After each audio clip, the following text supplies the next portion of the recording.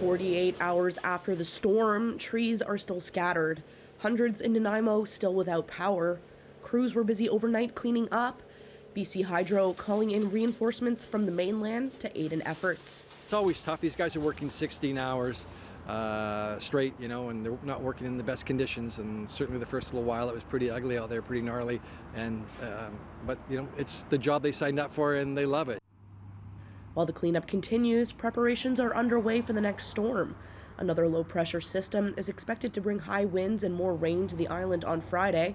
It's forecasted to be less intense than the one that just hit, but still, officials are warning it's time to prepare now to potentially lose power again, and to check in with your neighbors. One of the best and most important things is that neighborhood connection, that community connection. As much as we want to be self-reliant, first and foremost, safety of self, always a priority. But in those moments, we also want to make sure that once we're safe and taken care of, that we can have our support given to our neighbors as well. Because when we have that level of community resilience, that means the folks that need the help the most are going to have access to it. Public Works and Hydro say they're also ready for the days ahead.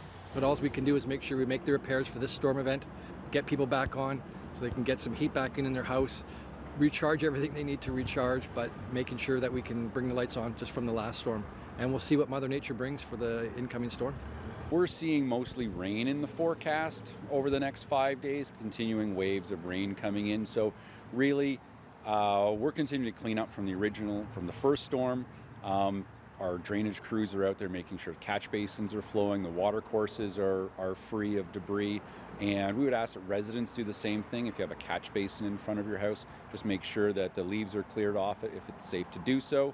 If it's not safe, give us a call. We'll come and help you out. In the meantime, it's time to batten down the hatches and lock in for the weekend weather. Claire Palmer, CBC News, Nanaimo.